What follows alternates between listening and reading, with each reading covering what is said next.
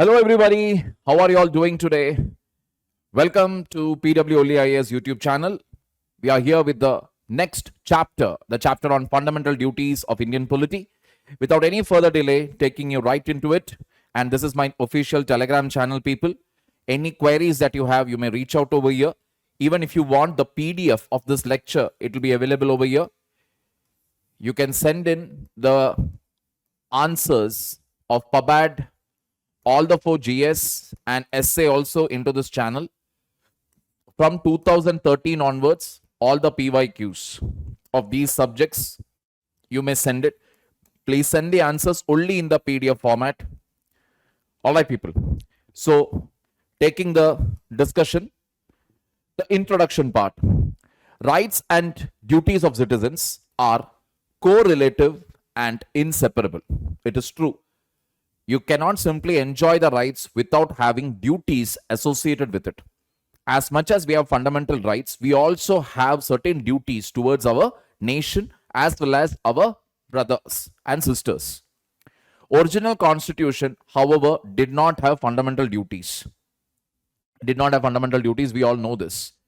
DPSP, that is Directive Principles of State Policy, talks about duties of the state. Fundamental duties was added in 1976 when the emergency period was going on. 2002, one more fundamental duty was added. What are these? We will see it in a while. Fundamental duty is inspired from the erstwhile USSR, that is Soviet Russia. USA, Canada, Germany, and Australia do not have fundamental duties. However, in the Japanese constitution, very clearly a list of duties are given, which they follow also. That is the best part about it.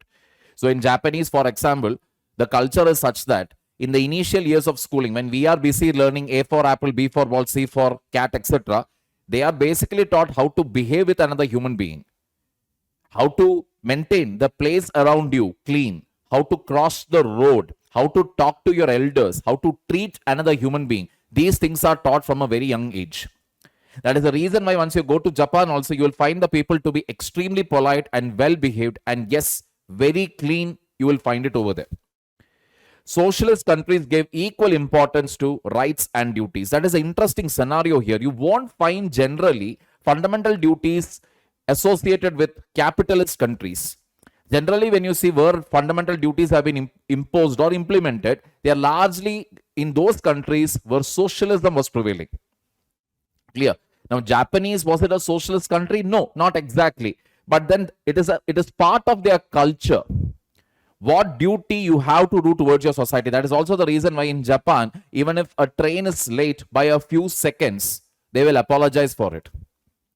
Getting the picture. Moving on.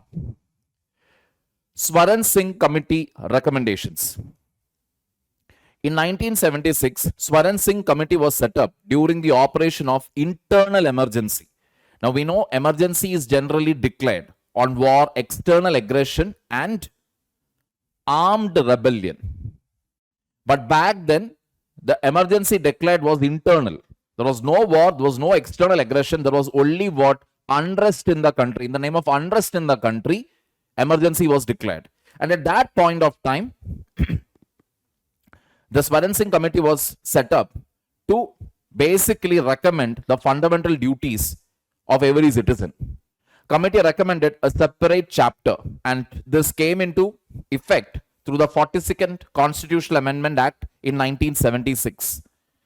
It added a new part 4A, with one article alone, Article 51A, under which you have 10 fundamental duties. Non-inclusion of fundamental duties was a historical mistake. That is what they said at that point of time. That is, only giving fundamental rights and not talking about duties was a historical mistake, and that mistake is being rectified now. The Swaran Singh Committee recommended 8, but there are 10 FDs. So 8 were recommended, 8 fundamental duties that are there. 8 are recommendations of Swaran Singh Committee. Another 2 were added. The 10 FDs, those 2 are not actually part of Swaran Singh. Punishment for non-compliance. Only Parliament can make laws. That means if fundamental duties are not being complied with, are not being followed, then only Parliament will have the provision to pass a law to impose punishments or penalty for not complying with fundamental duties, not the state legislative assembly. Because fundamental duties is meant for the entire country. So only Parliament has the power here. Such punishment cannot be questioned by the court on account of infringement of FR or repugnancy to any other provision of the Constitution. All right. So you cannot question it, even if it infringes on the fundamental right. That is such a punishment we are talking about. If the punishment infringes on fundamental right or repugnancy, that is, it affects any other provision of the Constitution also, it cannot be questioned in a court of law. Now, interestingly, pay taxes does not come as a fundamental duty. Now, let us see list of fundamental duties. It shall be the duty of every citizen to abide by Constitution, its ideals and institutions, national flag and national anthem, cherish and follow noble ideals of freedom struggle, Constitution, national flag, national anthem, freedom struggle, uphold and protect sovereignty, unity and integrity of India, defend the country and render national service, promote harmony and brotherhood, and renounce practices derogatory to women, preserve the rich heritage of country's composite culture, protect and improve the natural environment, develop scientific temper, humanism, and spirit of inquiry and reform, safeguard public property, and to abjure violence. Scientific temper, humanism, spirit of inquiry, safeguarding public property, and to stay away from violence. These are some of the major fundamental duties. And then you have, apart from that, two more: excellence in all spheres, individual as well as collective, provide opportunities for education to his or her child or ward between the ages of 6 to 14, added by the 86th constitutional amendment. Because till the age of 6, basically, it becomes the duty of the state to provide the basic level of education. Getting the point? So, abide by Constitution, its ideals and institutions, national flag. So, Constitution, national flag, national anthem, cherishing the noble ideals of freedom struggle, protect the sovereignty, unity and integrity of India, defend the country, rendering national service, harmony, brotherhood, renounce derogatory practices for women, rich heritage of India's composite culture, improve the natural environment, scientific temper, humanism, spirit of inquiry, public property, abjuring from violence, excel in all spheres, individual, collective, and the last one, provide education to his or her child or ward from 6 to 14 years, added by the 86th constitutional amendment. Features of fundamental duties. Now, when we talk about features of fundamental duties, some are moral duties while others are civic duties, which is true. Morally, something that you're supposed to do, where that is renouncing the practices which are derogatory to women. It's a moral thing, right? If it is insulting a female, stop it, like dowry. Civic duties: protecting the environment, safeguarding public property. All these are our civic duties. Values which are part of Indian tradition, mythology, religion, and practices. Codification of tasks integral to the Indian way of life. That is, if you actually look at the fundamental duties, it is actually what? It is actually an amalgamation of Indian culture, where you have the tradition, mythology, religion, and various practices coming into picture, like protecting the environment. All of that, it is all part of our composite culture which we have inherited from the ages. Fundamental duties confined to citizens only. Fundamental duties are confined to citizens only, not to the aliens. It is non-justiciable. That is, I cannot go to the court telling that, look, that fellow is not doing his duty. No. Parliament can enforce them by suitable legislation. Again, a repetition. That is, only Parliament can make laws for ensuring the enforcement of fundamental duties and also for penalizing the same. That is, if you are not following fundamental duty, what punishment should be given for it? Only Parliament can pass a law on this. All right, people, moving on. Criticism of fundamental duties. Why fundamental duties are being criticized? First thing, it is not exhaustive. Does not contain casting vote, paying taxes. Paying taxes was recommended by the Swaran Singh committee. So in Swaran Singh committee recommendation, paying taxes was actually there, which we saw earlier. But I mentioned you there, paying taxes is not part of FD. It was not taken up. Getting the point here. So paying taxes or casting vote do not feature under FD. First thing, it is vague, ambiguous, and difficult to understand. Rich composite culture. What do you mean by that? Abjure violence. Safeguard public property. It's how to do all of this. The how part is missing when we talk about fundamental duties. How are we going to ensure brotherhood? How are we going to ensure harmony? How can we renounce the derogatory practices on women? Not mentioned very clearly. Code of moral precepts as they are non-justiciable.